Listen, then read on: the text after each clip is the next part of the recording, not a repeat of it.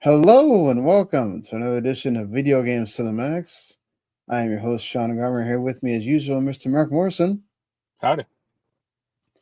And well, this is episode 464 of the show, and we have a doozy to talk about. If everything else hadn't gone up for Microsoft already, it has finally happened. Xbox Game Pass goes up, but not the usual like $2 or $3. It has gone up $10, and that's just in the US. It's gone up more in other regions. We'll talk about, is Ultimate still worth it? And all the other rumors that have been going around between a free ad tier of cloud gaming to is Xbox going to be done with consoles to why they're not making their own handheld to whatever else. A lot of Xbox stuff and not great news in all of this. PlayStation is doing a new DualSense with a replaceable battery. So now you can get your battery to last longer, maybe. Mark's been playing more Hades 2, and we'll get into all that and more right after this.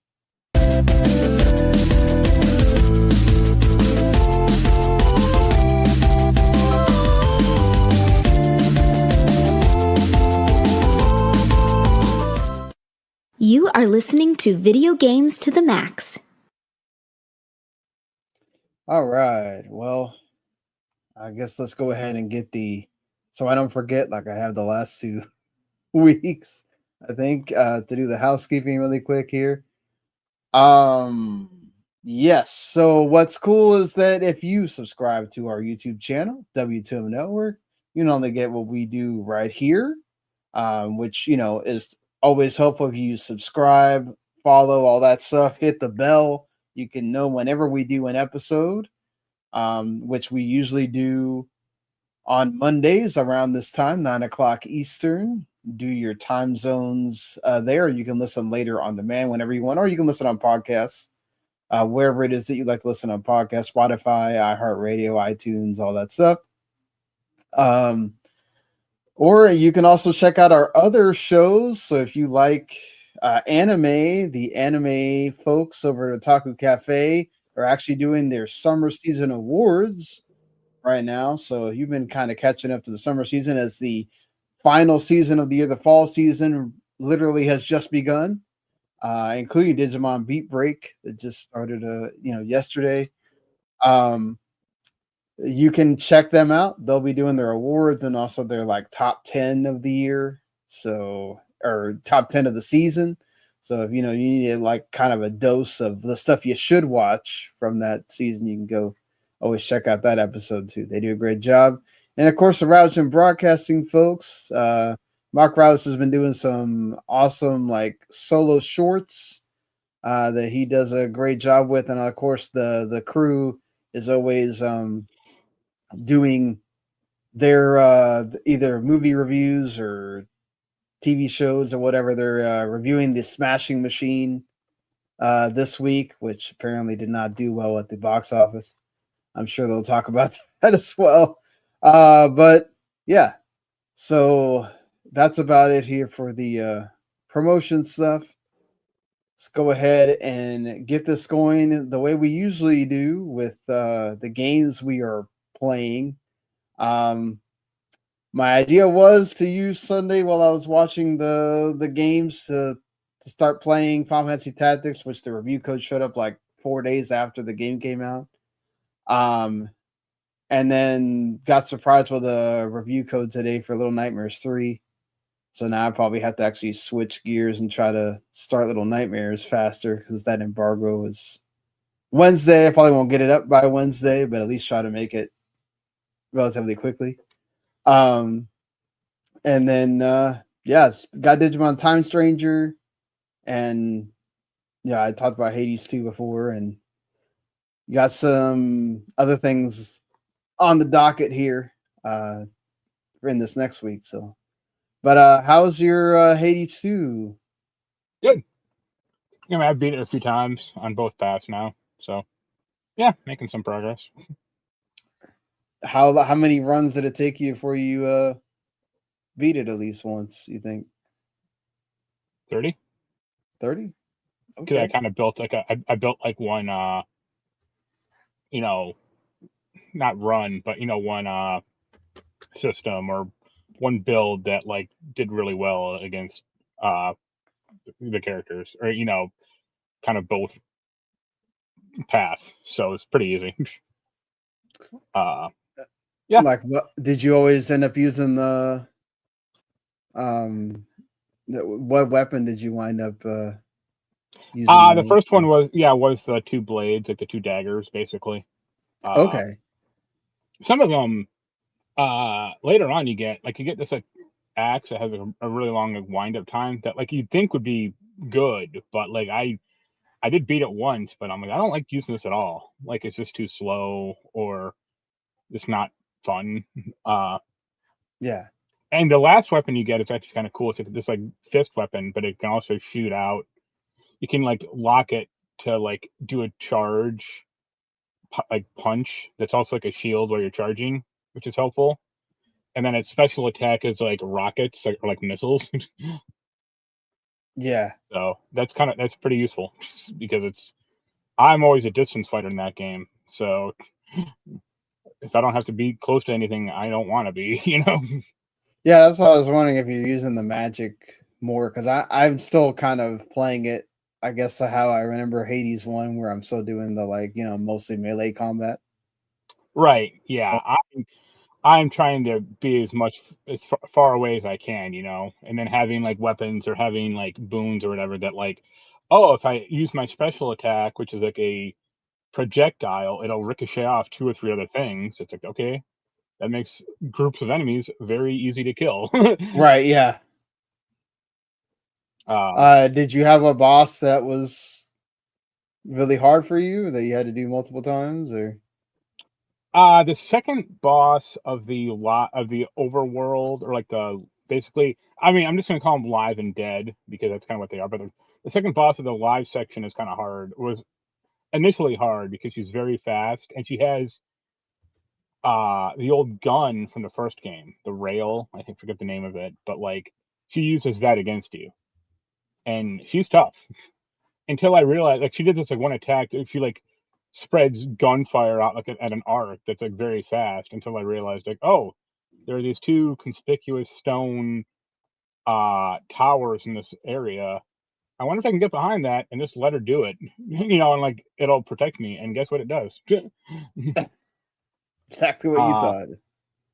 and then Kronos in the dead section, he has two forms. The second form is kind of more annoying because they have a lot of attacks. Okay. And I'm not gonna say the thing's name, but the boss in the live section, like the last boss, uh, it doesn't have a health bar, or it kind of destroys it, so you don't actually see like how well you're doing against it. Oh, yeah, I hate that. It's Yeah, like uh, you're having a guess of when it's gonna be dead. yeah, And like when it'll that go sucks. down, like halfway through the fight, Zeus will come down and like do his ultimate attack, which like just like stuns it for like 5 seconds. It's really funny. Uh, and it's like, okay, I guess I'm about halfway through now. Yeah. uh, one thing about that game, like, and I guess this was in the first one, although I didn't notice it or even use it at the time. It has an Yeah. accessibility option for this God mode. It does. Yeah, it does. Yeah, I didn't know. It makes you I used to, stronger every time you die. Or no, it's just like infinite. Like, you just have infinite health. And the thing, oh, really? Yeah. From what from what I read, it just makes you stronger every time you die. no, you But just have infinite health. Like, attacks like can still hit you, but they don't do any damage.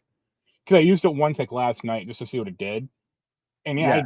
I steamrolled the game, and I got like a perfect ending, or because I didn't lose any health on the boss, and I was like, Oh, well, wow. yeah, I Okay. guess. I mean, this trivializes everything, but like it specifically says, like, hey, like this game is hard. Like, if you just want to see the story, Yeah. use it because we focus more on like the writing or the relationships between characters, which is admirable. Right. Yeah. I mean, the writing is still top notch in this game. So, Right. Uh, I so yeah, I'm still still haven't enjoying. run into a repeat thing that one of them says, or You know, did you run into th- that yet, or some of the Boone dialogue does repeat a little. I mean, okay, not yeah, not anything like noticeable, but if you keep getting like Neptune, like eventually it'll repeat like occasionally, but it's nothing like huge. And if you're right, playing the game dozens or hundreds or possibly thousands of times, like what do you expect? yeah. I mean, eventually they're gonna run. I mean, Mm. for being an indie game and being able to have like a lot of the least recycled dialogue I think I've seen in a game. It's still, I mean, and Hades 1 was great for that too. Right. That you know, it's still pretty awesome. Yeah. They And thought of like that. I haven't even. I mean, I beat the game. I've killed Kronos at least 8 or 9 times. Yeah, And I killed the other thing like four, maybe 4 or 5.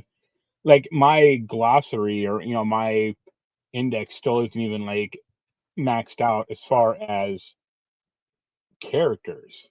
Not even like relationships. Just like I haven't met at least eight characters in this game. right. So yeah, there's a lot of content, and it's not like, oh, I beat it once, that's it. It's like, no, you beat it 100 times, and you may have finally gotten everything. Right. I mean, So yeah. where does it rank on your list? It'll probably You be top 10. oh, Uh, I'm not. I don't think it'd be number one. Or number. I wouldn't say number top 5 necessarily. This yeah, because like it's a very iterative game, and what it's iterating on was very good. Don't get me wrong, but it's right. still it's not a ton new necessarily. But if it's still good or it's still great, like that's fine. Yeah, it's kind of in the same boat as Silksong. Like it's like this is great.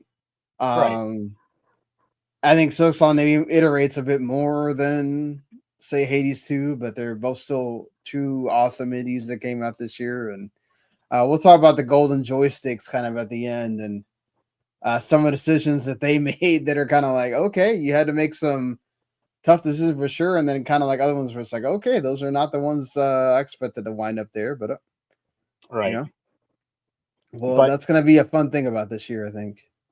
yeah. But yeah, I still like it. Or I just finished up putting up the Silent Hill F review, so I'll probably get to work on this soon. Now that I've like beaten it a few times. Yeah. like I don't. It's hard to like. That's a game that you can't like.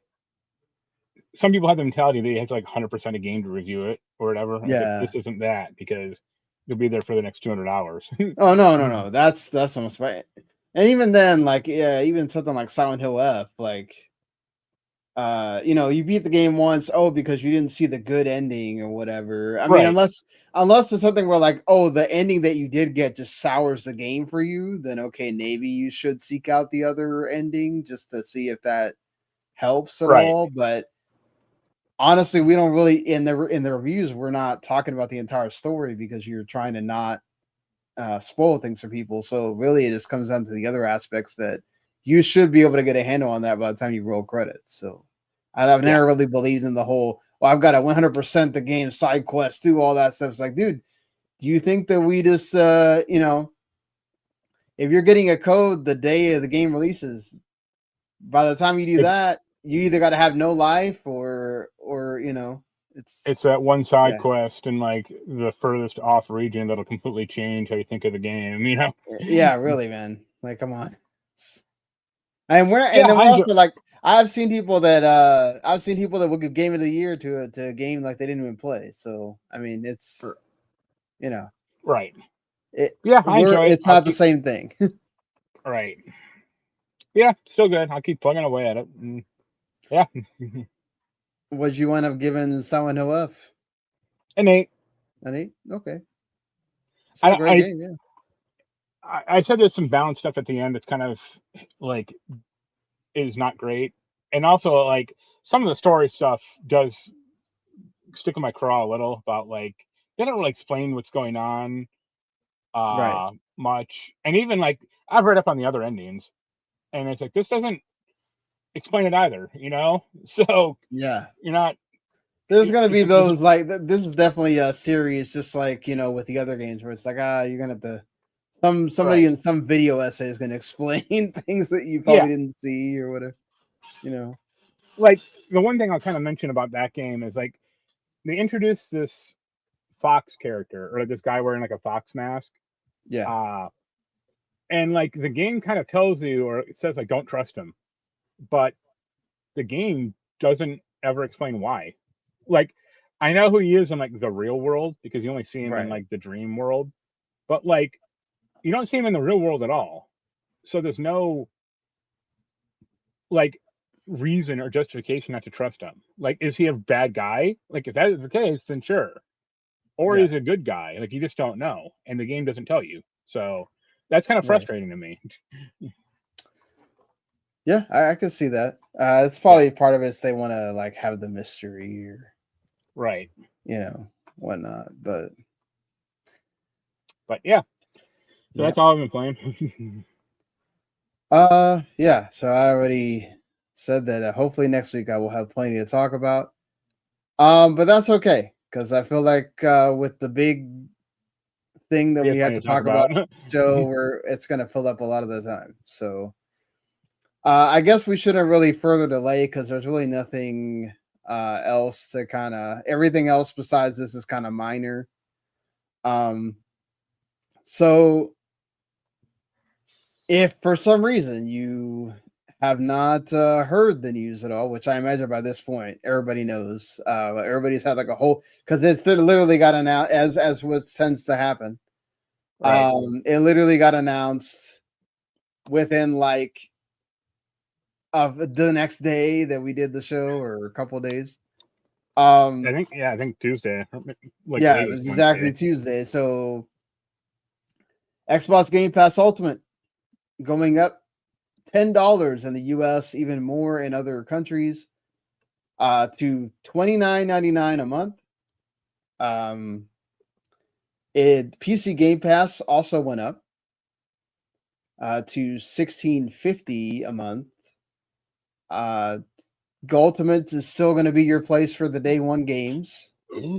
And so is PC Game Pass. So technically, I guess PC Game Pass is now the default best deal in gaming because you get that for even cheaper than what Ultimate was previously.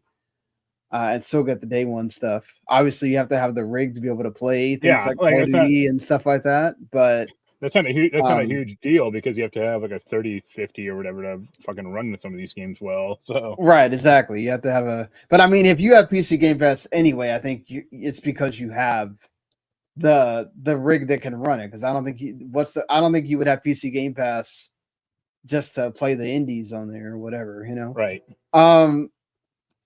But they are promising 75 day one games over the next year per year, which they've never put an amount on the amount of day one games that they give out. So that's a new wrinkle that they have put in that I guess they are saying that essentially that's part of the increase is that in order for us to be able to give you more games, we have to increase the price. Which I did some research because I've been trying to write part of also the reason why I haven't played anything is because I've been trying to write this article for like the past, I want to say 4 or 5 days about this, and what this really means for people. And part of that is I did research, and from last November to this October, because we don't really know what's coming in November outside of Call of Duty, and Winterboro. There's been 50 day one, about 48 to like 50 day one releases. So essentially you're getting 25 more day one releases on top of what we already got this year. Will they be able to produce more Aprils like what happened this year? And October is also a pretty good month. So, I mean, technically they picked, it doesn't start till November 4th. So this month will be the last month that it's still the old price. So mine renews technically on the 4th every month. So I can still get to play Ninja Gaiden, Keeper, and Outer Worlds 2. Ninja Gaiden and Keeper are two of the games I've been really excited about. So This October is worth it for me, but November, I don't know. I don't really care about Call of Duty that much. And that's to me, that's the thing that this entire increase did. But let me, I guess, get to the rest of this really quick. The rest of the ultimate stuff that they added in order to add value to it is they added Ubisoft Plus Classics, which by itself is $8 a month. But also you can get that on PlayStation Premium for $18 a month and not pay $30. So there's that, or you can also play it on your PC for $8. So, it still has EA Play. You also get the Fortnite crew, which this I have no idea who we're trying to placate to, because if you grind Fortnite to the point where the battle pass is that important to you, how the hell are you going to have time to play anything that's on Xbox Game Pass Ultimate that's worth it for you to spend $30? You also get 400 games, which obviously that includes that 75 day one games, and then the other stuff that's already been there, plus the Ubisoft Classics. So like on the day that they announced this, not only did they put Hogwarts Legacy into it, which that's a pretty good get, but obviously it's an older game. And then all those Ubisoft Classics that weren't already in Game Pass already. So if you actually, when I was doing this research, you can actually kind of tell that they were getting ready to do this anyway, because almost every couple months there was a Ubisoft game coming into it. And last month they just added Mirage. So like they've been doing this incrementally. So it really wasn't that much of a thing for Ubisoft to just add the rest of their old games, because they were already adding in all the newish ones. So I mean, and really it's Ubisoft is just getting 2 bites of the apple with PS Plus and now Game Pass. So really this is just, and I mean, also, I don't know. I mean, there's that whole thing of, remember, Ubisoft owns the Activision cloud rights and all that stuff too. So how much of that were they already working together anyway? And then Premium and Essential, now these have new names. So instead of being Core, it's Essential, and Standard is now Premium. And almost feels like they're taking a shot at PS Plus, taking 2 of their names. And then Premium has 200 games. You get, and then that stays the same price that it was. All the tiers have PC and all the tiers have cloud now. 1440p is the highest you can get with cloud, and that's going to be on Ultimate only. The other 2 tiers, you got to wait in line a bit more, but you do get 1080p now, which before you didn't get any of that. So whatever. Obviously cloud is a thing that not everybody uses, and they're going to see if they can make it a thing by adding their own free tier and then essentially adding ads into it at some point. They're already testing that, but they have not officially announced it as of yet, but it's being reported by The Verge and other people. So that's pretty much coming. It makes sense. They need to have something that's not tied to Game Pass to get people to actually get into the service, because this is one of the things that makes this difficult is you're now pricing people out. You're now preventing people that want to get into the ecosystem. You're making it much harder for them to want to do that. But you, as a person that doesn't have Game Pass, that doesn't have anything, that doesn't really, would say care about this as a whole, what do you think about this price increase and all that? It's hysterical.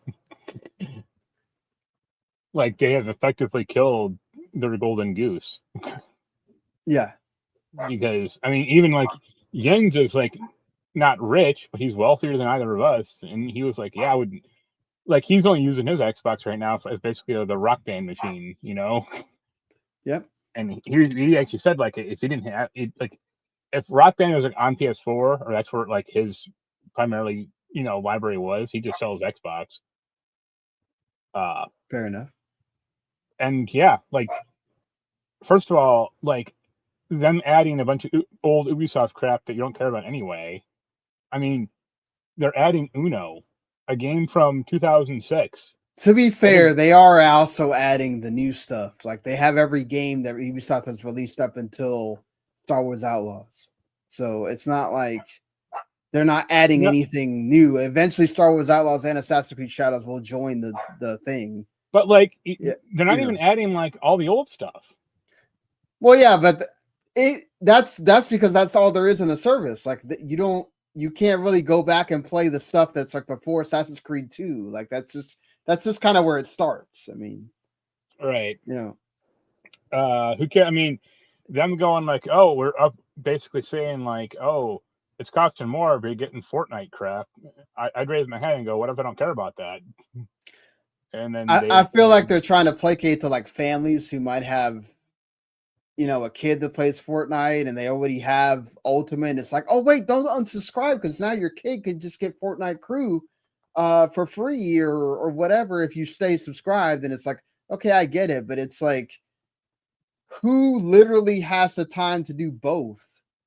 Right. It's most of the kids that are playing Fortnite, that's the only game they play. It's like my daughter, she plays Roblox. It's pretty much the game she plays. Yeah. And they don't even need Xbox for that. They can use their tablet. It's like, so it just, it just doesn't make sense to me. But I get why they won't add them as add-ons, because then the publishers will say, oh, well, we're not going to add our games into Game Pass because there's not enough things to keep people subscribed. So they have to add it as an all-in kind of thing to be able to like use it as a tool to go like, oh, well, look, with all this stuff that we've now added, you should come and they can. I mean, we don't know what these extra 25 games are going to be. Are they going to pony up some money to get some of the third parties to come back and put their day one games on there? Or is it going to be like, I mean, they already get some pretty high-end indies and double A's, but I don't think people care about. I don't think people care about indies nearly as much as you think they do. No, I don't. I don't think that. I'm saying this as this is what they're thinking. Like this is really what they can only go get. I mean, I just don't think that they're going to be able to go. I mean, we don't. Whatever we know is coming out next year, they're not going to go get some of those big ones. It's going to cost them stuff that's not even worth. If they're already complaining about Call of Duty, I can't imagine if you go and get like, let's go pay EA a bunch more money to try to get EA Sports FC on their day one.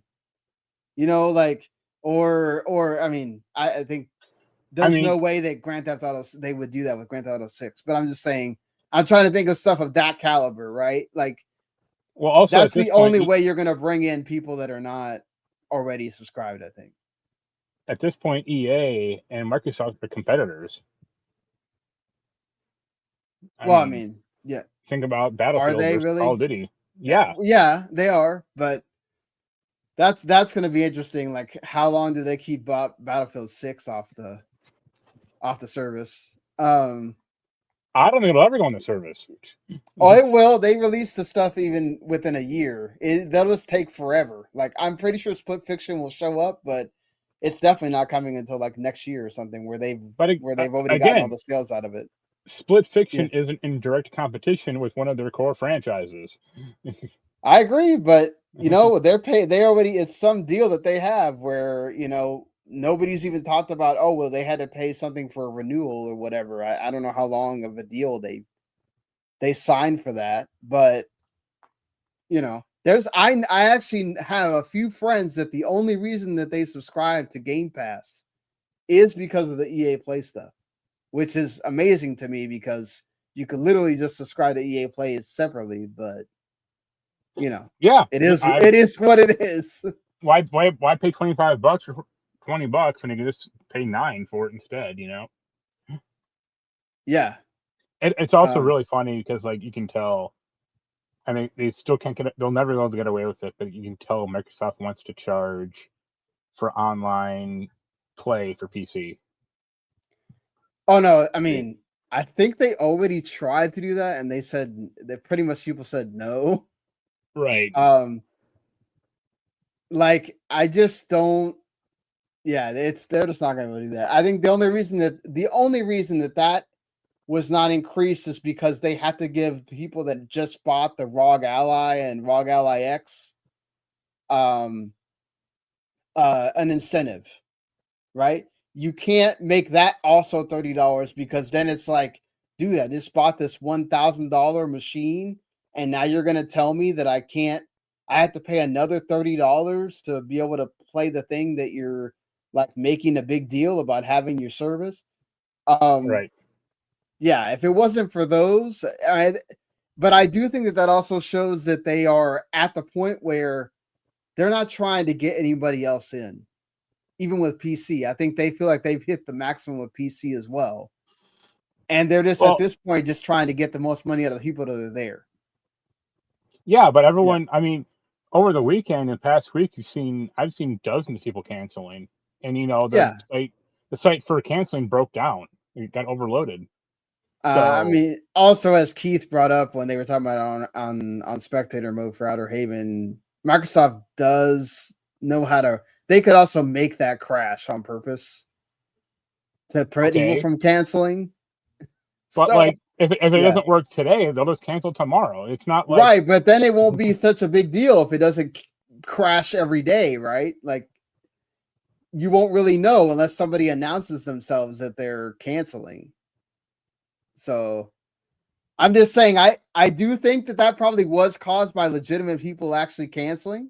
I'm not saying not, but it's not like Microsoft couldn't have gone, oh, you know what? Let's just make this like go down.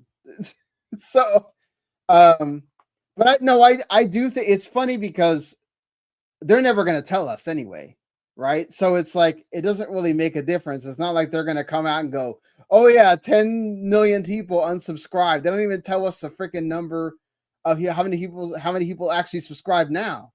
What's going on, Crafty? So, I mean, that's kind of the problem, right? Is part of it. If they would have been telling us what the subscribers are, we could kind of make an estimate. But I mean, you already know their guests or the popular guests is like 35 million subscribers. Yeah, that's from the last time they ever told us anything. Right? And okay, remember when Phil said a few years ago, like we want 1 to 2 billion subscribers? It's like, hey, yeah, it was 100 million was the target or whatever, right? Yeah, I mean that was like the initial one, but he said like, oh, there's gonna be 3 billion gamers in the world or whatever, and then we want 1 to 2 billion. It's like, good luck with that. Yeah, that was never. I don't think he ever said he wanted 1 billion subscribers to Game Pass. I don't think that was ever going to happen. Even Netflix doesn't have anything close to that. Like, I honestly, for me, the problem with this is that you're not growing anywhere, right? Your consoles are dead, essentially. Being taken off the shelves. You've priced people out of your consoles. So now anybody that had an entry point, this was the only entry point that is available. That's why they put cloud on like every tier, because that's essentially the only way people are going to be able to get in now is with the app and connecting a controller to unless you have a PC, again, like we said, that can run the games that are the most important games, right? And what's weird is that I get it. Like, in a way, if all the stuff that Microsoft says is going to come out next year actually comes out next year, you might have some months where, damn, like, oh, Fable's coming out and Forza Horizon 6 and the Halo 1 remaster and all that. It's like, damn, do I buy this thing for $70 or do I just go rent it for $30 or whatever? And it's like, it does make you think. And let's say that they have some other games that come out in the same month, and it does make you go, oh, well, okay. All right. But I think for the most part, a lot of people had this as, oh, it's $20. I'll just keep subscribing. And then whenever I want to play, it's already there. And I'll just play when I want. Right? Now, when you're at 30, this is what's going to happen with me. I'm not going to subscribe every month anymore. I'm going to wait until they tell you what's coming out, and then I'm going to look at it and go, if there's at least 3 or 4 games that I really want to play, I'll resubscribe again. If not, then I'll just stay at the essential, like I do with PS Plus, where I just stay at the essential until there's a game. You know what you do? You don't subscribe at all, and eventually those games will go down in price anyway, and then you just buy them.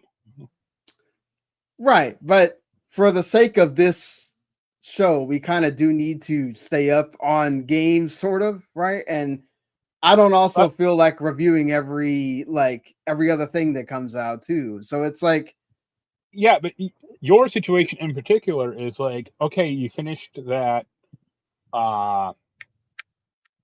Mafia game. right. What's the last like not indie game you finished? It's been a while because most of the stuff that I play is indies. Well, you Which is also why Xbox Game Pass works for me, because a lot of the stuff I do play is indies. So it like allows me to go, okay, that's stuff I don't have to go and think about buying or whatever. And so you start adding up the amount of money and you go, oh man, now I have enough to go buy Digimon Time Stranger or whatever. You know, it's like, well, but you pinball around from game to game without finishing a ton of stuff. right, but that's also what Game Pass allows you to do. And for $20 a month, that's really not that big a deal. It makes it trains people to think of games as disposable, and that's as Microsoft has just proven, that's not good based on Call of Duty sales. Right, but so to get into the actual like Call of Duty part of it, which came out over the weekend after we had the whole chaos of how many people canceled and all that stuff. Bloomberg, Cecilia D'Anastasio came out with a report where she said that they had talked to various people within the company. We don't know what their rank is or whatever. That janitors said that they lost 300 million in sales potentially from putting Call of Duty in Game Pass, which is most likely part of the reason why this increase has been so high, because now Microsoft feels like we have, cut the golden goose quite a bit. So we gotta spice this up somewhere. And also, I wonder how much they would not have gone up if they've been able to win on the $80 games. That is also something else that I think people are not talking about that much. Had they been able to win on the $80 games front, this wouldn't be that big a deal, because then you're still at that same level of the $20 versus the $70. And they'd make more revenue off of everybody that buys the game, because now you're getting $80 instead of $70 from anybody that buys it on Xbox, and then however much it is on the other consoles or PC, whatever. There's two problems though. First is there's only at the moment probably going to be two $80 games: Mario Kart World and GTA 6. I agree. The Outer Worlds 2 would never fly as an $80 game. But see, this is where I think they could do it Forza 6. I could see them doing it Forza Horizon 6, because people will buy that game. They're not $80. They'll just wait till it goes on sale for 60 or 70. You could also just subscribe to Game Pass at that point too. But it's the same. But you're not going to subscribe. But okay, but you're talking about like the lifetime player or like the long-term player of Forza Horizon 6. They're not going to spend $360 a year to play Horizon 6. No, they're not. I'm saying if they want to play it for that 1 month and then wait for Forza Horizon 6 to go down in price and then buy it, they could do that, right? What I'm getting at is they will try this again next year with some game, whether it's Forza Horizon 6, whether it's Halo, whether it's something. Here's the other problem. They don't have an $80 franchise. I think Forza is that franchise. That is their number one franchise. Yeah, it's their number one franchise, but it's still not going to be worth $80. Not unless it is like the most awesome version of Forza ever. And I don't. Which 5 is already really hard to follow, because Forza Horizon 5 won Game of the Year for various places. So that's going to be hard to top already. I do agree with you that they don't. I think in the past you would have thought Halo would have been the one, but it's not now. They have a lot to, and you definitely can't charge, regardless of how much you pretty up that game. It's still Halo 1. I don't think there's no way you could charge $80 for that. E-Day looks like it's going to be a shorter experience, so definitely I don't think they could. And I don't think, as much as people have been waiting on Fable, I don't think they would do it with Fable either, because they don't want people to not play the game. They want people to play that game. So that's why I think, because Forza Horizon 5 did so well even on PlayStation, if they try with one game, it's possible that they could get away with it with Forza Horizon 5. If not, you'd have to wait till if Elder Scrolls 6, whenever that comes out. Horizon 6. So, I mean, I think Elder Horizon Scrolls 6, is the only game that they could try it with, but even then, it's kind of a gamble. Because who knows if it's actually going to be good or not. You would assume it would be, but other games have come out and failed that you thought were going to be good as well. So who knows? Yeah. But to the larger problem of Game Pass, okay, they spent all this money on buying Activision primarily for Call of Duty. I mean, they had other reasons, but for that, right. And I think they were anticipating it's going to drive Game Pass sales, subscriptions, and it didn't. Yeah, definitely. And it's even if everyone who had Game Pass played Call of Duty, it still wouldn't have mattered, because you're not how is that generating new income? It's just generating income, period. Or it's not I mean, okay. So Matt Piscatella actually came out and said that the revenue for the game, people playing it on Game Pass, actually bought more microtransactions. Yeah, I was just going to say that, but not everyone is buying skins or gun shit or whatever that. What they're saying is that they lost sales of the actual game because all these people essentially rented it, right? Bought the skins they wanted to buy, played whatever they were going to play out of it, and then said, "Oh well, I'm not going to buy it because I already played the amount that I wanted to play out of it." So I can see what they're saying, but also I think you can't directly equate 1-to-1.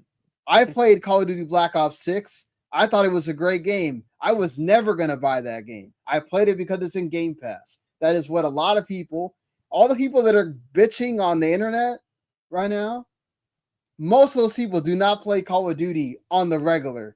They played it because it was in Game Pass, and then they also didn't buy the game. So, you know what? I wonder how much, I know Phil was probably thinking about it from the perspective of, okay, this will get people to subscribe to Game Pass and stay subscribed and all that stuff too. But I wonder if anybody got in the room with Amy Hood and Satya Nadella and all that stuff and told them, yo, if you guys put this in Game Pass, get ready to lose sales. You may want to think about it. And then somebody goes, well, we have to because we told them that it's going to be all the games in Game Pass or whatever. And it's if you put the asterisk there that it's never going to come to premium within a year, couldn't you have also done that for Ultimate and just said, look, this will include all the games but Call of Duty? Well, I think and then you don't have to increase the price. But I think that way you don't have to increase the price so much.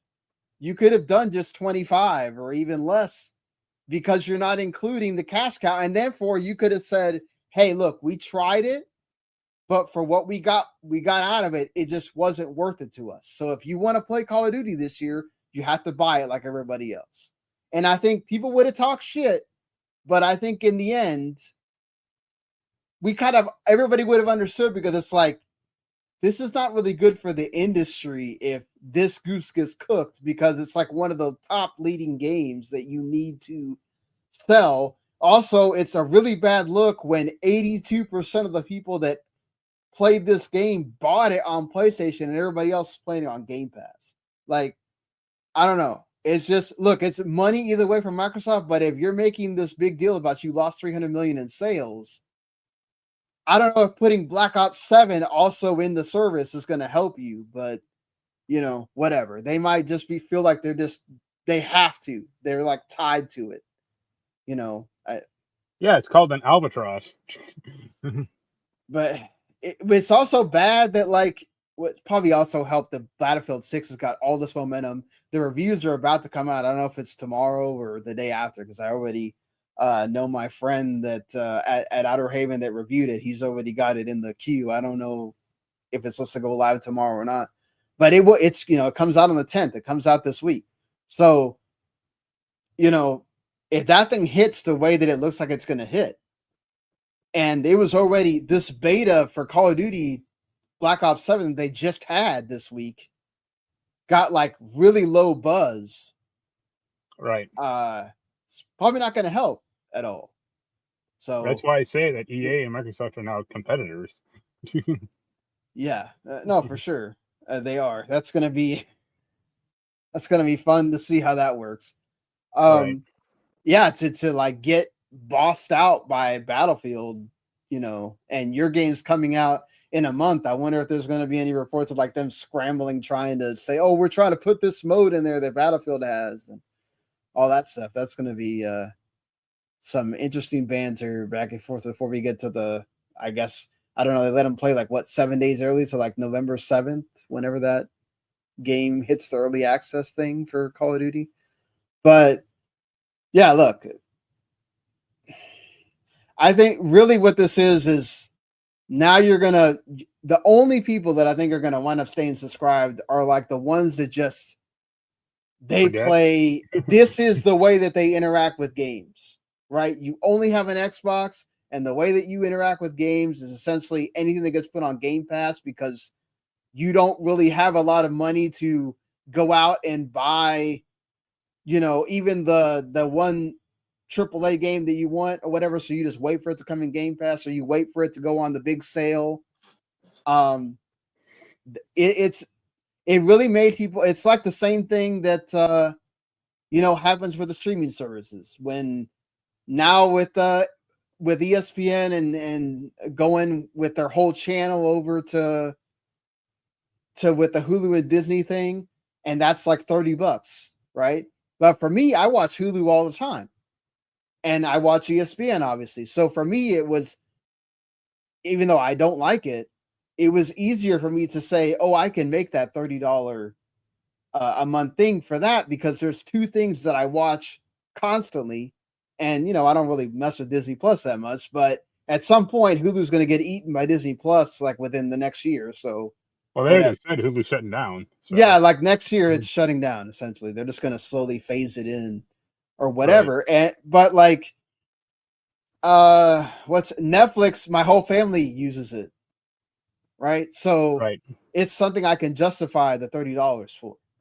But it gets very difficult to justify the $30 when, let's say there's just that one indie that I want to play. Oh, well, now I can just go buy the indie, and I'm not going to play anything else that came out on the thing. So I'll just go down to the essential tier and wait, and I think a lot of people are going to do that. They're either going to go down to essential or they're going to go down to premium, and they're just going to sit there and they're not going to subscribe to the ultimate tier. It really is about how much do you value those day one games, and how much can they consistently put out games? Are you going to be able to put out a clear obscure Expedition 33 every month to people? I don't know. I do know. That answer is no. No, they're not. I'm saying they're not going to be able to. But if you space out your games that are coming, which we know there's at least three, if not five, because we also got Clockwork Revolution that looks great. That's supposed to be coming next year. If you can space all that out and not have it all be jumped up in the same month because you didn't really plan this out very well. Like, I still don't understand why they had to have Oblivion Remaster come out 2 days before Clear Obscure Expedition 33. Like, you could have spaced that out and had that come out later, and you gave somebody another reason again to stay subscribed for another month or whatever. So, like, whoever's doing all this planning with these 75 games, you got to kind of like do this better. Try to get people to stay subscribed more often. If not, you're going to lose a lot of this revenue. And I wonder how much you lose before they hit the button and go, "Oh man, this price increase wasn't worth it. We're not really getting what we thought we're going to get out of it." They had to do some kind of internal like mumbo jumbo about, well, how many can we lose? And it's going to be interesting to see if they ever get to that point if we ever get any kind of report about them getting to that point. Here's the problem: is now it's a bad cycle because they're trying to squeeze more money out of the people who are still subscribing, Right. which is causing people to not subscribe, which will then cause them to squeeze even more money out of the people that are still left. Which A to B back to A, So yeah. Right. Did you talk about the Game Pass, the free cloud thing? That's hilarious. Yeah, I did. Yeah, we did. Like, it doesn't surprise me. Like, it's the way all streaming services are at this point. You have the ad tier and you have the not ad tier. But the not ad tier doesn't make, or the ad tier doesn't make you. The ad tier doesn't limit you to only 5 hours a month. No, that's the free, right? I assume that they're gonna have. But GeForce Now has the same thing. You pay for how quickly you can get into the service, how good it is, and they're essentially going to do the same thing. They're gonna have a system where it's like, oh well, if you want unlimited play, there's Game Pass, right? Subscribe to one of those tiers. If you want to be able to play your game for an hour or whatever. I think right now what it is like it lets you play 4 or 5 hours or a certain amount of time before you get an ad. And then, you have to play again for some amount of time before you get an ad. But they're going to preload it with 2 minutes of ads beforehand. So kind of like how Peacock does that when you watch a movie, it does like 6 minutes of ads or something. And then you can watch the whole movie without getting bothered again. It doesn't. The only problem with that is that at some point we know it's going to creep in to, oh, this worked on the free, so essential. You guys are just the bottom tier, so why don't we introduce like ads into the cloud for that? That's what Prime Video did, and I think versions of Netflix as well. Yeah, well, Prime Video, exactly. It's like you have to pay $3 extra if you don't want ads, Right. But also, like the free NVIDIA GeForce Now thing doesn't limit you to only 5 hours a month. No, it doesn't. But there's, it does cap. I think like how well it caps like an hour, like an hour-long gaming session a day, which that's actually fine. And also, I saw something that like you have to like actually audibly say the product for the Microsoft thing. So if it's advertising Doritos or something, you have to like say Doritos so it can like recognize that you watched the ad or paying attention, as opposed to when you're just taking a dump and waiting for the 2-minute thing to go by. I don't. We'll have to actually see if that's a thing or not. Like, I can't. That would be very interesting to know if they actually make you say the damn ad that you're watching. I think they showed you like there's an old Sony trademark for like this basically where it's going to show you an ad for like McDonald's and you have to like say McDonald's for it to kind of like subscribe, not subscribe, but for it to pass you. Right. And that was like 2009, and that obviously didn't actually happen. Thankfully. Yeah. But like you could see it happening. I mean, it's just like I also showed you the clip from Ready Player One with the evil guys like, oh, you can when you finally introduce ads into the VR game, into the Oasis, you can it only be 80% of the screen was covered with ads. Right. And also just this wasn't a good look because as I've shown you the different clips, if you're watching on video, they kind of made this seem like this was a good thing and not like the way they've done it the other times where it's like, oh, we're sorry, we're having to do this and whatever. It's like, let me ask you, who was that woman? No, it's just somebody they hired. It's not. I thought because it wasn't Sarah Bond, obviously. No, it was not. And I was just like, because she was like, the video started, and she was like, "Oh, we're upgrading." Yeah, I don't know if it's a PR person that we just we've never seen their face. She didn't say her name, so I was thinking one of two things. One, it's like an AI person, like which would be kind of fun. And the other thing I was thinking was this is actually like she's being held hostage by Microsoft, and this is her attempt to like notice or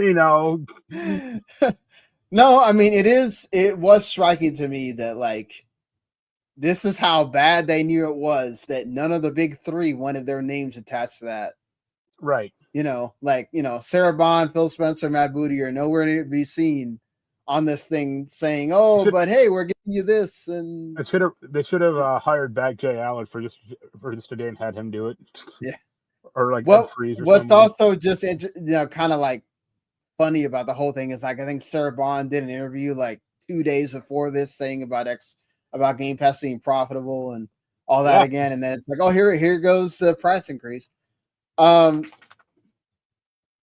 Look, they can like we've talked about before, they can fiddle with the books all they want to make it be profitable. If you really included all the things that you needed to include, I don't think there's a way in the world you could say it was because of how much they spent on Call of Duty alone, not to mention the other stuff, right?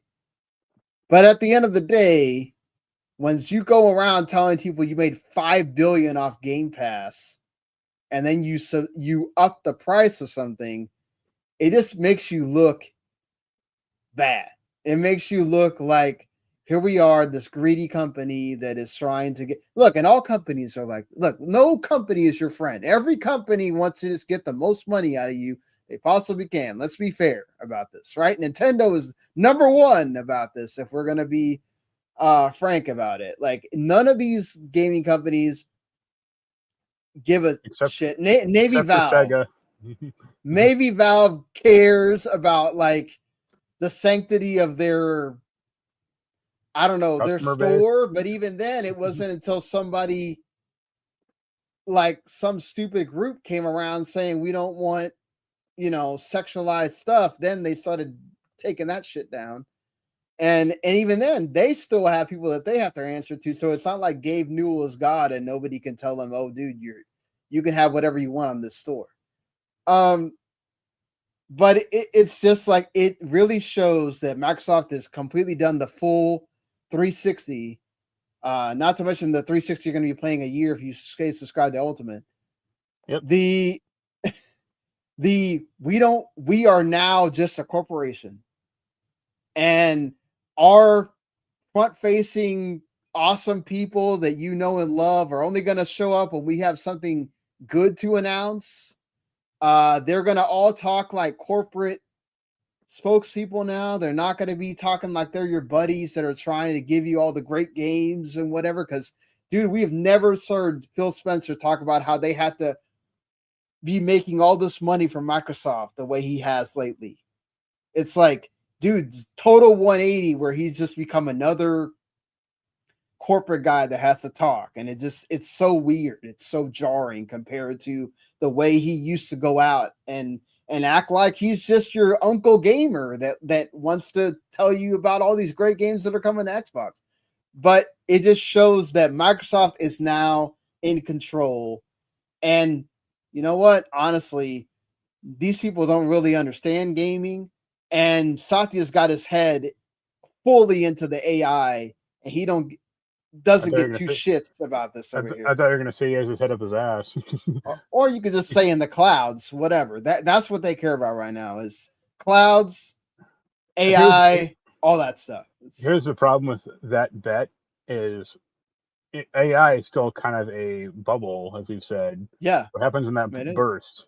If that bursts, I feel so bad for everybody else because they're going to be figuring out how to make money.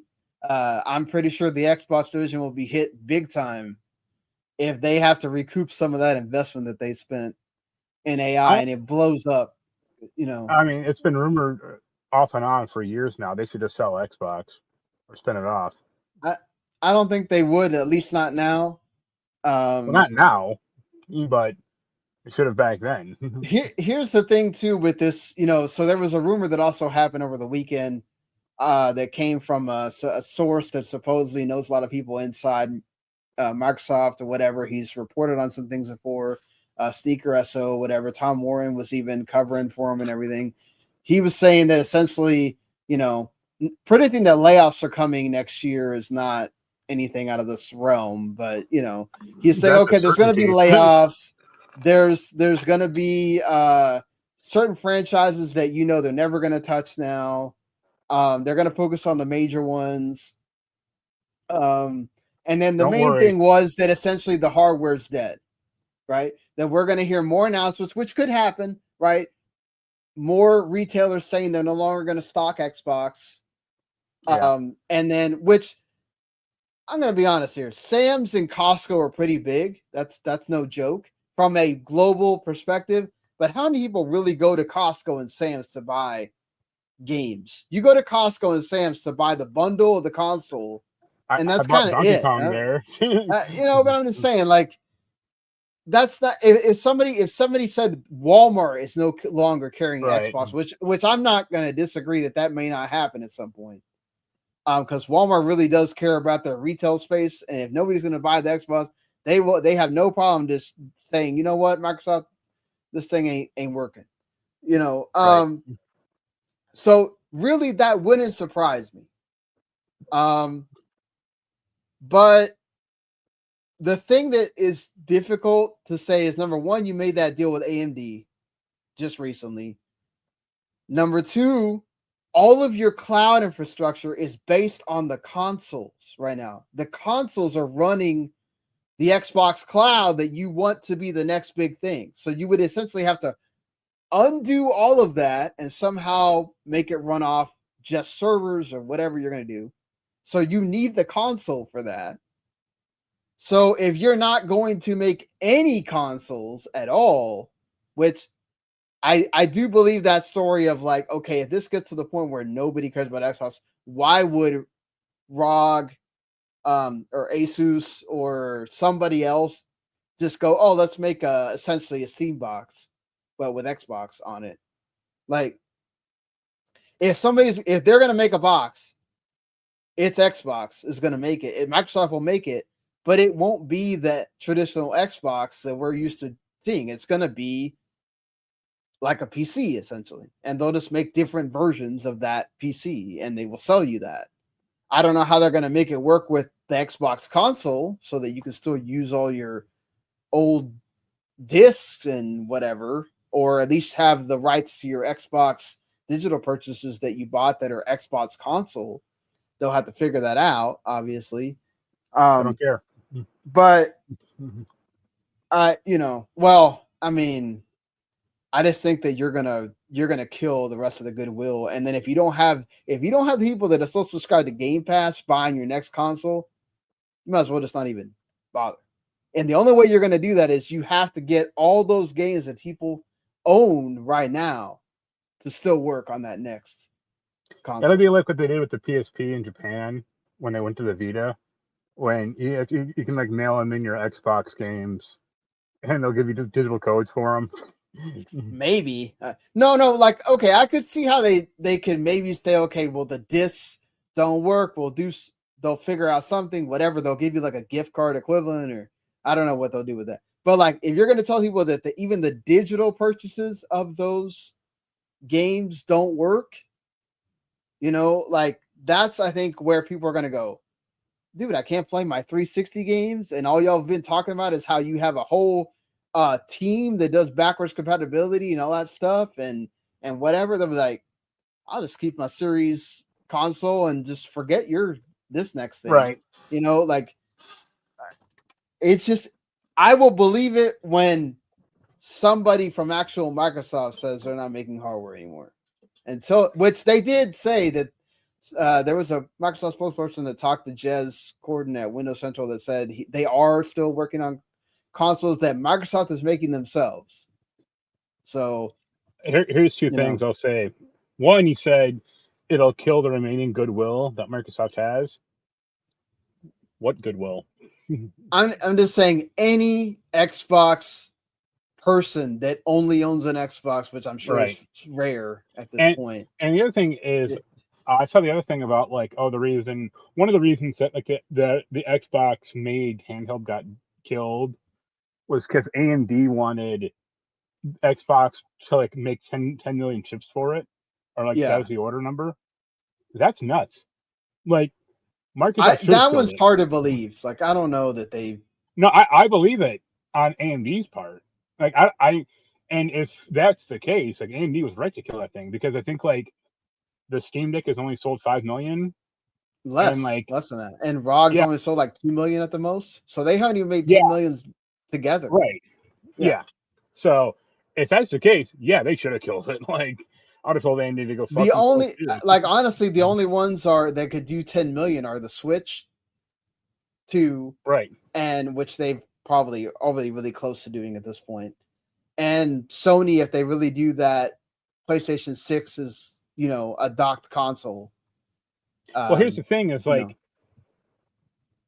the Switch 2 is easy because it's the Nintendo console and it's Right. being sold in a bunch of stores. Like the Steam Deck, the fact that it hits 5 million is kind of surprising. Or Yeah, the Steam Deck is around that. only online. Right? Yeah, because you can't just go into like a Best Buy or Walmart to buy that thing. So Right. The ROG, I think, is at Best Buy, and yeah, but considering how like bad Best Buy's doing these days, like yeah. And it does say something that like Microsoft was able to get Walmart to carry the regular Xbox Ally or whatever. Best right, Buy, I think, is the only one that has the LIX. right. But what's up, Cube? Yeah, it does say something about how all this is going. It's just all this is a bad look. It just continues the bad press for Microsoft. It just, I don't know. It's everybody's going to be now keyed in on how well Battlefield does in a couple of days, and now they have a whole month to just build up hype, and then when Call of Duty Black Ops 7 comes, how people are going to be playing that, how they're going to be interacting with that. Are there any more reports about they're not happy with Game Pass killed even more sales of Black Ops 7? Like, the thing is, if we've seen games get hyped up, like happened with Helldivers 2, you get enough people that, Battlefield is awesome. You got to play Battlefield or whatever. Right. And Battlefield becomes the hit game. Yeah. I got the solution to all of Microsoft's problems though. And it's 3 words. Fusion Frenzy 3. Yeah, exactly. That's going to be the thing. Fusion Frenzy 360. And also, I should have mentioned, they also killed the 10% discount that you get on the DLC for Game Pass games, which, nice okay, look, at 10% of like, $10 or whatever is, they shoved it into the rewards program that they essentially capped now, where you can only spend a certain amount on game. So you can only spend a certain amount that goes towards Game Pass. And you can't actually redeem it for Game Pass directly. It's only like buy points. Yeah. Yeah. So like, there's only a certain amount that you're going to get, even on Ultimate tier, by just doing the normal things that you do to get points, right? Like, so like playing games and all that. The rest of it has to be by spending money. So there you go. They're getting you to spend money again. And then also they removed the 3-month and yearly availability to buy it that way. You have to buy month to month now, unless you already have, stuff saved up or whatever. So that's another thing, another way how they have removed any kind of like, let's give them a discount here or whatever. No, you're not getting any discounts. It will cost what it's going to cost, to the point where GameStop came out and was like, hey, you can go right now to our stores and you can still buy Ultimate for $20 if you want, while supplies last. Yeah, or whatever all those codes last. So that was funny. I wonder how many people actually did that. Because you can just buy a bunch of those cards and then you just sit there and just wait till it expires and then just do it again. And so you can't do the whole where you stack anymore. But I think that's part of the problem that Microsoft had as well. Like, Sony caught on to that really fast when they made the switch over to PS Plus the way it is now. and they were like, Yeah. "Yo, we're limiting the amount you could stack or whatever." Microsoft was like, "Oh, dude, here's $1. You can just whatever," and then people stacked up like 3 years, Right. 4 years. It's like, dude, how do you expect people to ever pay for this thing if you just let them have it for like 4 years for free, essentially? Like, y'all are nuts. You're just trying to get the number and then be able to tout that over to your investors and go, "Oh, we got 30 million, but 10 million of those people are paying $1." So, That whatever. worked out well. That's on you, man. It's at that point too. But okay. I think we've kind of hit everything that was everything when it comes to this.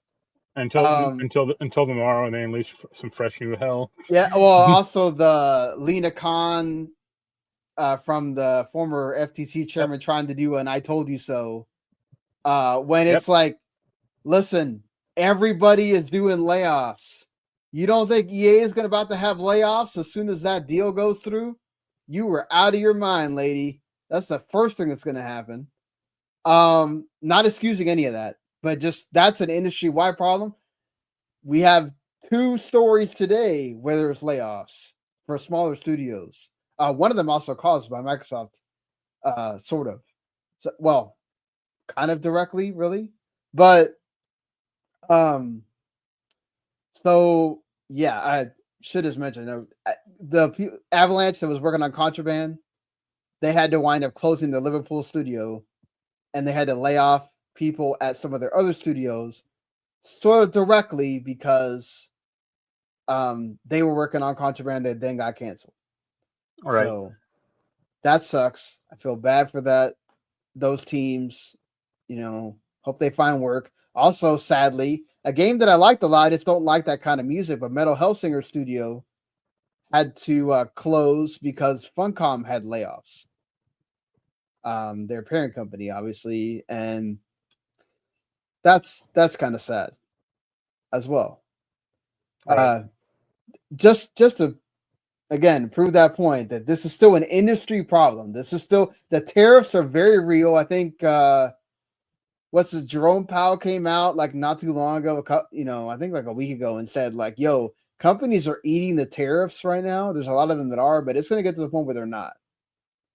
And I think the tariffs are supposed to go up like 10% more, like in a little bit. So, Great. like, Can't wait. That's the thing is shit's already hard, bro. It's already hard to make sure you can put food on the table. It's already hard to be able to make sure you can pay all your bills you got to pay.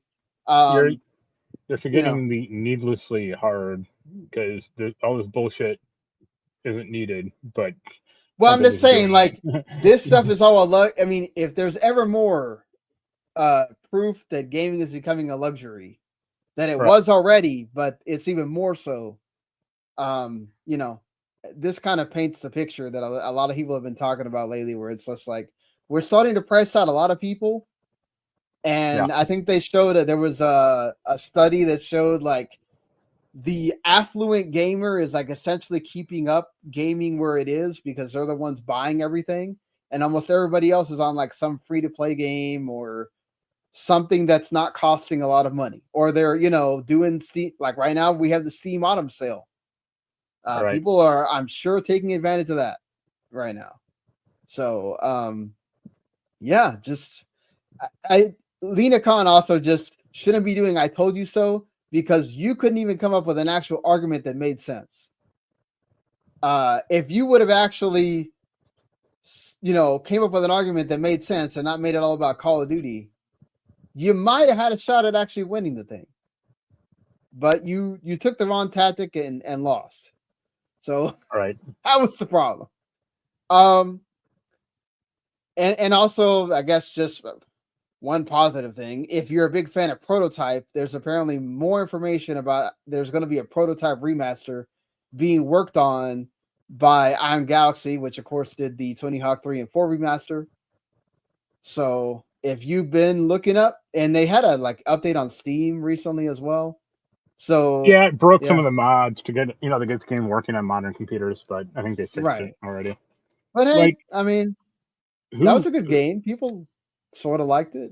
It's okay, but who's dying for that game? You know, nobody. That's a at least 16, 17-year-old game. Yeah.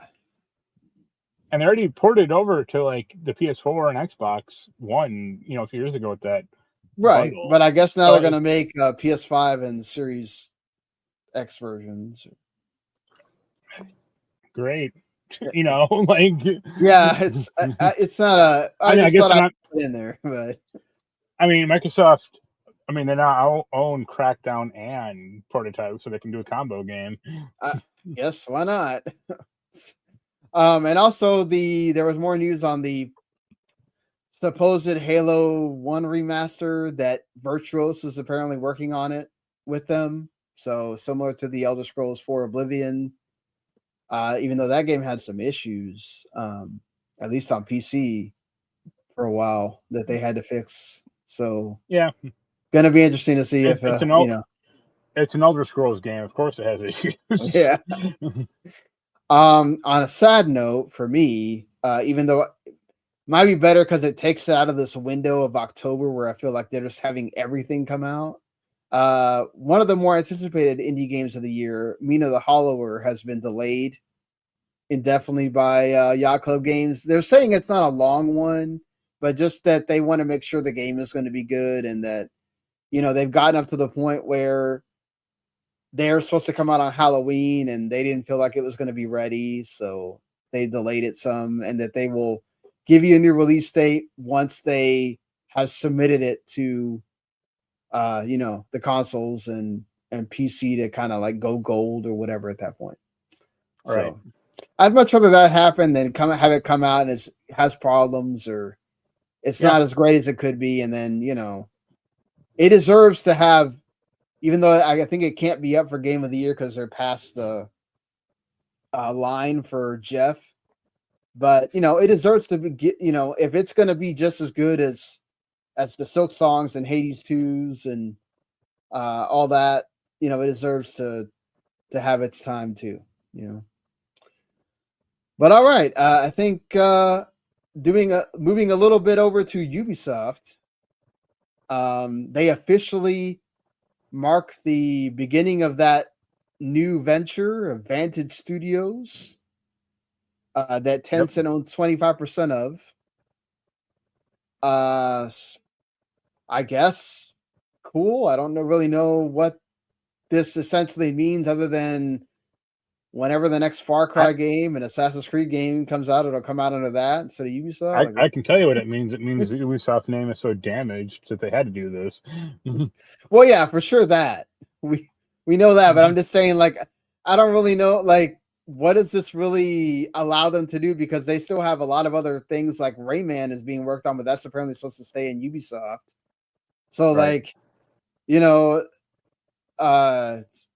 They're going to facilitate stronger, deeper connections between developers and players. And this streamlined approach allows for both higher level autonomy for developers and a shorter pathway between gathering and implementing player feedback, whatever that means. Also, the Saudis apparently paid for Assassin's Creed Mirage to have DLC. That explains why I got DLC. It's a free major update. It's called Valley of Memory. And that's like that new city, I think. Yep, it's been developed in collaboration with Savvy Games, which, of course, and I apologize. I realized that I think I may have been calling it the private investment fund the whole podcast last week. It's the Saudi public investment fund. Right. They made this happen. I guess cool for people that really like Assassin's Creed Mirage that there's going to be more content. Just kind of weird that you're making this announcement that it's being done thanks to the Saudi public investment fund. Like that game, I don't think that game actually did well, at least over here. And yeah who cares? And especially it's so late in the game. Like Shadows has come out. Yeah, Shadows has come out and only had its first DLC that you played. Yeah. So them going like, oh, we're adding DLC to a 2-year-old Assassin's Creed game that a lot of people played. It's like, why would you do this? And it's like, oh, the Saudis are paying for it. It's like, okay, that makes more sense then. Yeah. But one thing I forgot to mention when we were talking about delays and stuff as well, is one that hits close to home for me. Rock Band 4 has been delisted officially from stores.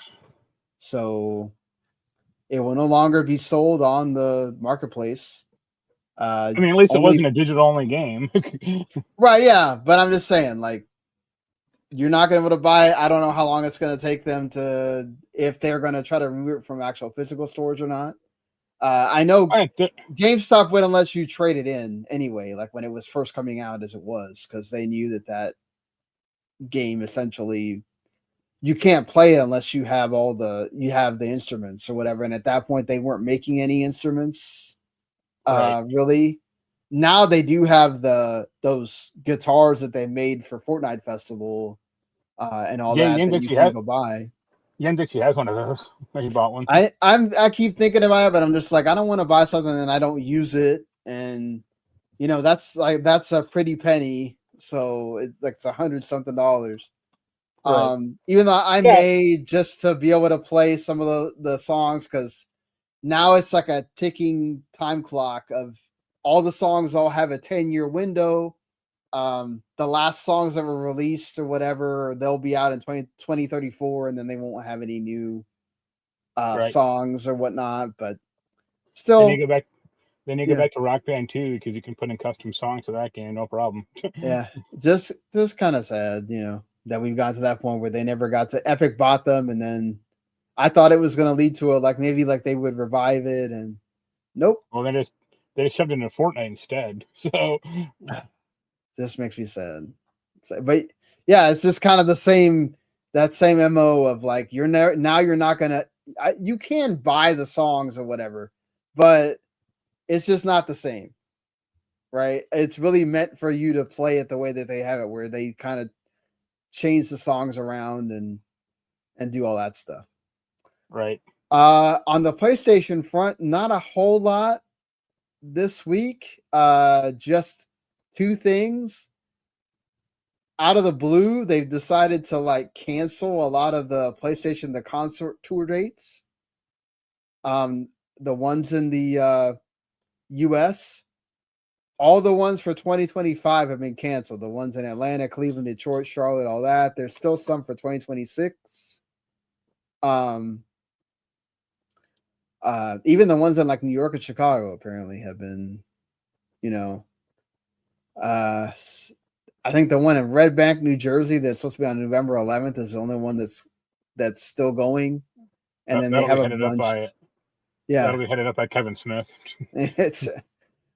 Yeah. So if you were looking forward to that, as somebody that had to miss the Final Fantasy one that I had bought tickets to and then didn't get to go, I know how that feels. Sucks. I went to Atlanta to go to a Final Fantasy one, and I still didn't go. That was during COVID, right? You had the. It was right after. It was right after, or right at kind of the tail end. But yeah, right when they had reopened up everything again, and they thought they were going to do it, and then they closed it down again. Or it was the day after too. It was I think I was due our tickets were the 5th, and that one got canceled, but the 6th was that went on. We're what the dang F? it!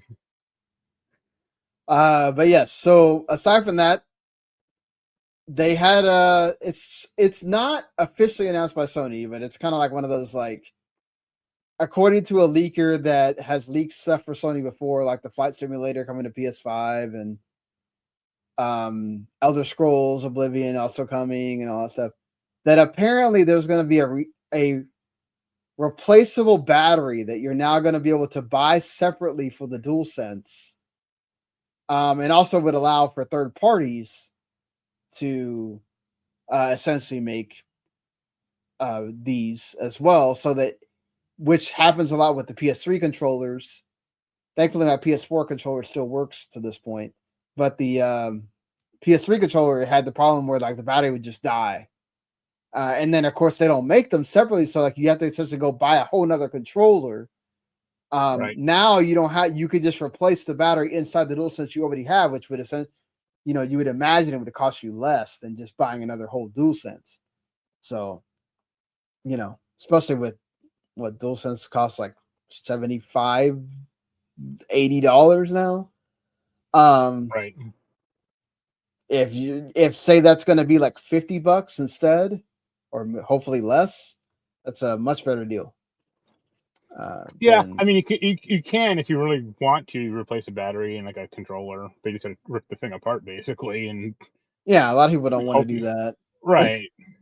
So, I don't know. Have you ever actually had a problem though? I didn't. I stopped using my PS3 once it started sounding like a jet. Right. Out of Well, I fear mean, like with your break. current controllers, like No, I've not had a problem. I've had a problem with the Switch one. The drift thing, right. obviously. I'm talking specifically battery problem though. Like No, I haven't. I always have my shit plugged in, so it doesn't matter to me at all. To be honest, I wouldn't be able to tell you the PS5 because I haven't played that thing very much until I played Digimon Time Stranger demo, or not that, until Little Nightmares 3. I really haven't had something that I was playing that much on the PS5, where I could say, oh, I felt like my battery ran out really fast. Right. So I don't know. I do feel like the PS4 one has issues or whatever when I had to use my PS4 as my like remote play controller because my phone didn't support Android 10 at that time. Now it does, so I can use the Dualsense if I wanted to. But yeah, I've never really had an issue with the battery just like completely dying or whatever. Right. So I think the only thing we have left is to talk about these unique. These are always the golden joysticks are one of the more like well-known award shows, right? The long-running ones. Before we had the Game Awards and all that stuff, the golden joysticks were kind of like one of the ones you put up there with like dice and all that to be like, okay, these are kind of more legit, right? And they had their own award show and that kind of thing, right? But they also cut off earlier than everybody else. So there's that too. But they put out their list of nominees. It kind of goes as you sort of would expect until you get to the two big ones, which they separate PC and console game of the year. And PC game of the year, they have Hollow Knight Silksong, The Altars, Kingdom Come Deliverance 2, Peak, which that's a multiplayer game that's gotten a lot of big on Steam, Aviatic Factor as well, and then Dune Awakening. No Schedule 1, no Repo. I can't think of another PC only game at this point. Also, like, are we just shoving The Altars and Kingdom Come Deliverance 2 in here just to say that they could get nominated? Because I wouldn't necessarily say that they're not totally PC games. A lot of people are playing on my console too, so it's kind of weird. But any kind of thoughts on that? I don't think Silksong should necessarily be in there, but I guess I don't mind. I don't really care about the Deliverance 2 either. Yeah, I guess good for Dune Awakening. I wouldn't. But like the problem with like PC games, it's like it's either going to be indie crap or like RTS stuff. right. Yeah. So.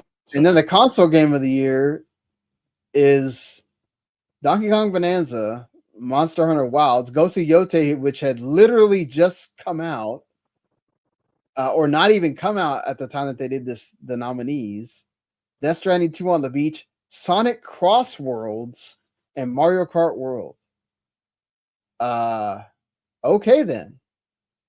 How about no? Like no, they literally nominated Expedition 33 for like almost everything else, except for Game of the Year. Honestly, for that console game, I'd cut out Monster Hunter. I'd definitely cut out Sonic.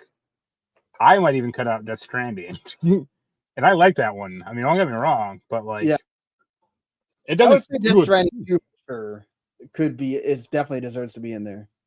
Yeah. Like Ghost of Yote almost feels like they did it just because it's like, oh well, technically it was in the cutoff time and we had to because it's the one big Sony release or whatever. Right. And I get it that some of these, like, I guess Hades 2 gets its flowers with the indie game stuff, but it's just kind of like weird, you know. The Sonic Crossroads one, I've heard a lot of people like it, but damn, game of the year? That's crazy. Again, Cube says that's game of the year. I liked it. Hey, don't get me wrong. You know, probably make my top 15 game of the year list out of 15 games I've played. But yeah. And I should be fair, I'm sorry. They put Schedule 1 and Repo in their best early access thing, which okay, that's fair.